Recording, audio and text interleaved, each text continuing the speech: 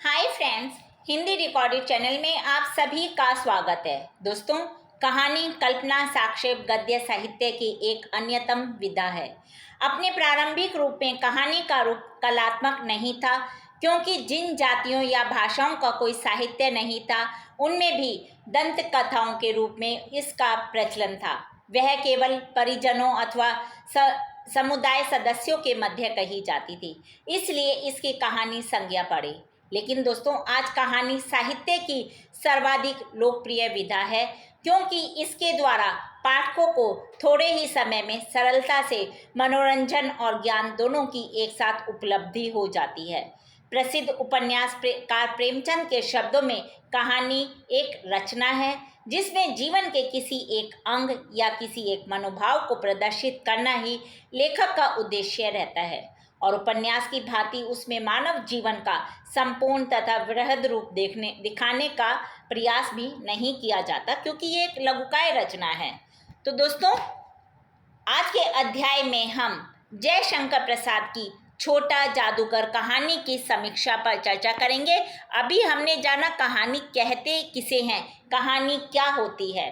चलिए दोस्तों, विद्वानों के अनुसार कहानी के 6 तत्व होते हैं। कौन कौन से?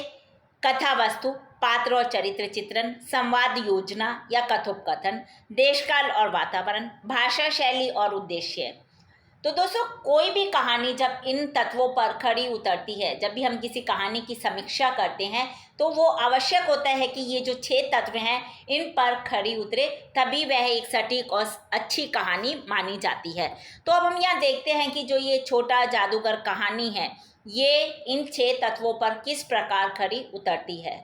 सबसे पहले हम इसके पहले तत्व कथा वस्तु पर चर्चा करते हैं।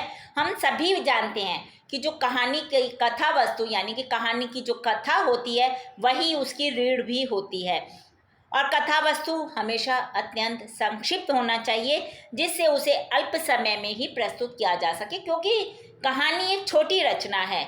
और उत्कृष्ट कथानक वही माना जाता है जिसमें कहानीकार प्राणियों के सुख दुख, कार्य व्यापार एवं उनकी गतिविधियों का मनोवैज्ञानिक चित्र अंकित करता है, और जीवन के किसी मार्मिक पक्ष को कथा वस्तु का विषय बनाकर मानवीय संवेदना को अभिव्यक्ति देता है।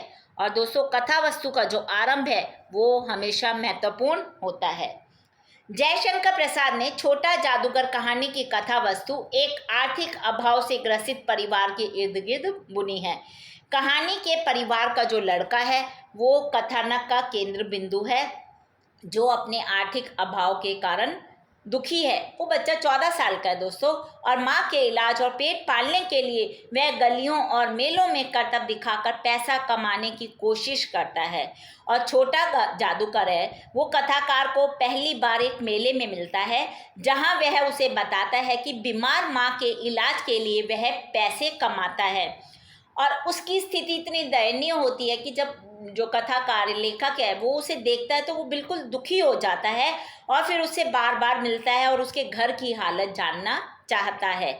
कथानक के आरंभ, आरोह, चरम स्थिति, अवरोह और अंत नामक 5 स्थितियों का चित्रण भी इस कहानी में कहानीकार ने बड़ी सजीवता के साथ किया है। जो आरंभ है और अंत, यह कथानक पाठकों को बांधे रखता है। अंत इसका जो है कहानी का, वो और भी द्रवित करने वाला है।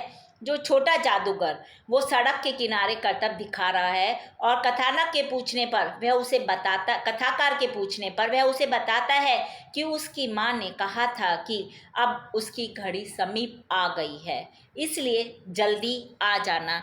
यानी कि जो उस बच्चे की माँ होती है वो अपने अंतिम स्थिति, अंतिम उसमें होती है, दशा में होती है, मरने वाली होती है।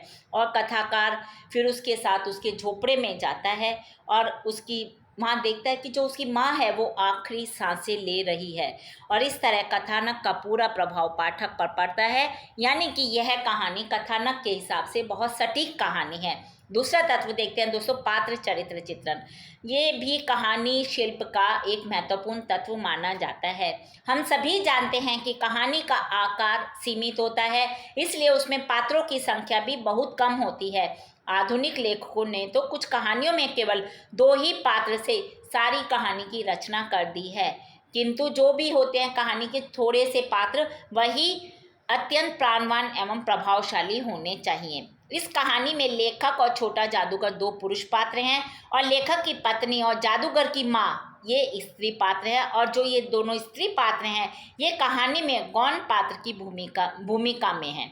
और जो ये छोटा जादूगर है यह एक 14 वर्ष का बालक है जो अपनी माँ की बीमारी के इलाज के लिए सड़कों पर खेल दिखाता फिरता है, और अपनी आर्थिक स्थिति के कारण उसे इस नाजुक उम्र में पारिवारिक बोझ उठाना पड़ता है। और जो ये लेखक है वो कहानी के मुख्य पात्र की भूमिका में है। वह बालक की स्थिति से विचलित हो जाता है और उसे उस बालक से सहानुभूति हो जाती है।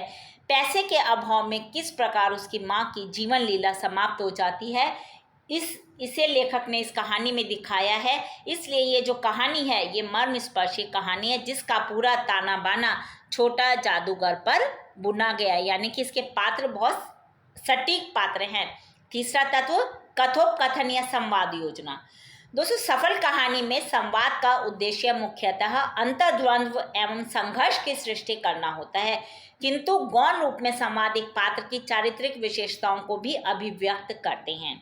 संवाद तीखे, सीधे, चहुल, चुस्त, छोटे, प्रवाहित, पात्रानुकूल और प्रसंगानुकूल होने चाहिए। छोटा जादूगर कहानी के संवाद इस दृष्टि से सफल हैं। वैसे भी जयशंकर प्रसाद मूलतः नाटककार रहे हैं, अतः उनके द्वारा दिए गए पात्रों के संवाद बड़े ही प्रभावी बन गए हैं। मैंने कुछ इसमें यहाँ पे हमने सवाल लिखे हैं, जान लेते हैं। मैंने पूछा, क्यों जी, तुमने इसमें क्या देखा? मैंने सब देखा। पहले लेखक उससे पूछ रहा है तो बच्चा बता रहा है, यहाँ चूड़ी फेंकते हैं, खिलौनों पर निशाना लगाते हैं, 30 से नंबर छेदते हैं। मुझे तो खिलौनों पर निशाना लगाना अच्छा मालूम हुआ। जादूगर तो बिल्कुल निकम्मा है, उससे अच्छा तो ताश का खेल मैं ही दिखा सकता हूँ। उसने बड़ी प्रगल्भता से ये बात कही और उसकी वाणी में कहीं भी वो रुकावट ही नहीं थी। वो लगातार बोल रहा था ये बात। और तुम्हारी माँ, वह बीमार है और तुम तमाशा दिखा रहे हो, लेखक कहता है। तो उसके मुंह से, बच्चे के मुंह से तिरस्कार की हंसी फूट पड़ी और उसने कहा, तमाशा देखने नहीं आया, मैं दिखाने आया हूँ। कुछ पैसे ले जाऊँगा तो माँ को कुछ दे पाऊँगा। मुझे शरबत ना पिलाकर आपने मेरा खेल देखकर मुझे दे दिया होता तो मुझे अधिक प्रसन्नता होती, क्योंकि उसे उस वक्त पैसों की ज़रूरत थी। उसे अपनी माँ के बीमारी के इलाज के लिए दवाइयाँ चाहिए थी, घर में रोटी चाहिए थी।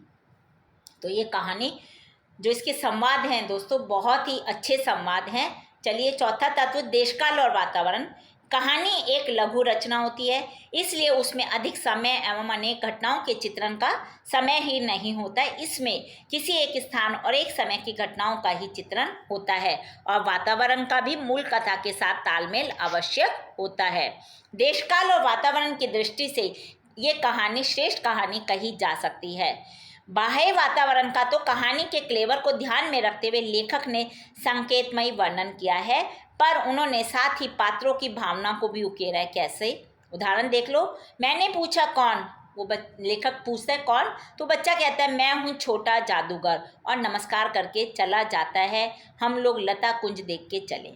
वह अब छोटे से बनावटी जंगल में संध्या साय साय करने लगी थी। वातावरण देखिए दोस्तों, अस्ताचल गामी सूर्य की अंतिम किरणें वृक्षों की पत्तियों से विदाई ले रही थी। एक शांत वातावरण था। हम लोग धीरे धीरे मोटर से हावड़ा की ओर आ रहे थे। तो देखिए, इस कहानी में देशकाल और वातावरण कितने अच्छे तरीके से लेखक ने दिखाया है। पांचवा तत्व है भाषा शैली। कहानी का जीवन को अत्यंत निकट से देखकर जीवन के यथार्थ एवं आदर्श को उसमें चित्रित करता है, इसलिए उसे देशकाल, पात्र एवं भाव के अनुसार भाषा एवं अभिव्यंजना शैली का प्रयोग करना पड़ता है। और किसी भी कहानी की भाषा सरस, सुबोध एवं प्रवाहमय होनी चाहिए। क्लिष्ट भाषा से कहानी हमेशा दुरूह बन जाती है। और कहानी के प्रस्तुतिकरण की पद्धति को दोस्तों शैली कहा जाता है। और शैली के 5 रूप होते हैं।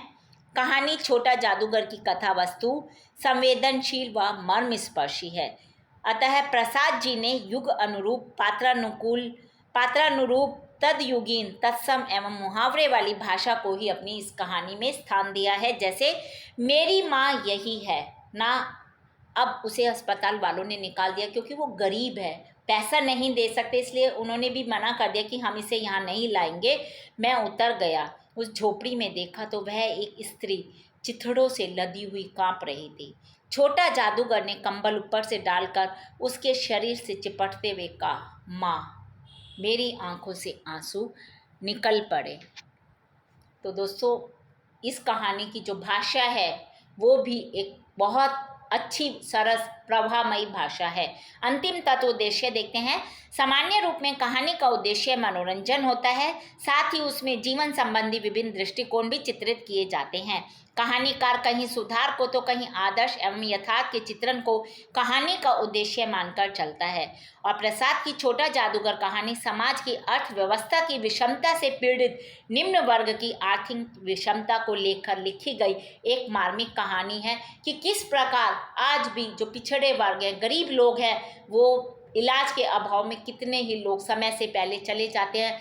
इलाज के अभाव में भी कुछ उनके पास खाने पीने को नहीं होता, तो सब कुछ मिलाकर वो हमेशा ही एक बहुत ही बुरा जीवन व्यतीत करते हैं। इस कहानी के माध्यम से लेखक ने समाज के विभिन्न वर्गों के बनी खाई को पर प्रकाश डाला है। उच्च वर्ग का लोग हर अपने लिए सुविधा जुटा सकता है और बेचारा गरीब वर्ग वो अपने लिए रोटी और जो उनकी बेसिक नीड्स है उनके लिए भी वो तरसता रह जाता है। कहानी में बालक के प्रति संवेदना का भाव पाठक को सोचने के लिए विवश करता है। इस सामाजिक असमानता के कारण ही बालक को अपने पेट को भरने के लिए सड़कों पर अभिनय करने को मजबूर होना पड़ता है। और उसकी उम्र क्या है? पढ़ने की उम्र है, और उस उम्र में उसे अपने घर को पालने की चिंता है। और ये सच्चाई है दोस्तों। वह अपनी माँ के इलाज के लिए हर संभव प्रयास करता है, परिश्रम करता है, लेकिन फिर भी वह उसे नहीं बचा पाता। जब मोटर से लेखक झोपड़े के पास पहुंचा, जादूगर दौड़कर झोपड़े में माँ माँ पुकारते हुए घुसा और जादूगर उससे लिपटा रो रहा था। मैं स्तब्ध था। वो बच्चा अकेला रह गया। उसकी माँ भी उसे छोड़कर चली गई। क्यों चली गई? क्योंकि उसके पास पैसे नहीं थे। अपनी माँ का वो इलाज नहीं कर पाया और हॉस्पिटल वालों ने भी उसकी माँ को अस्पताल से निकाल दिया। कहाँ जाता बच्चा? लेखक के हृदय में सहानुभूति का भाव जागता है। तब तक उसकी माँ की जीवन लीला समाप्त हो चुकी थी, वो मर गई थी। और इसी बिंदु पर कहानी का अंत हो जाता है। और इसी घटनाक्रम को लेखक द्वारा कहानी में बताने का प्रयत्न किया गया है। अतः हम कह सकते हैं कि छोटा जादूगर मार्मिक तत्वों की समीक्षा के आधार पर एक खड़ी उतरती है, एक सटीक कहानी है। तो दोस्तों, ये हमने आज के अध्याय में छोटा जादूगर कहानी की तात्विक समीक्षा पर चर्चा की। हिंदी भाषा के और भी प्रमुख विषयों पर हम आगे के अध्याय में समय समय पर इसी प्रकार चर्चा करते रहेंगे। पर दोस्तों, उसको सुनने के लिए आपको मेरे इस चैनल को लाइक और सब्सक्राइब करना होगा। धन्यवाद दोस्तों, आपका दिन शुभ हो।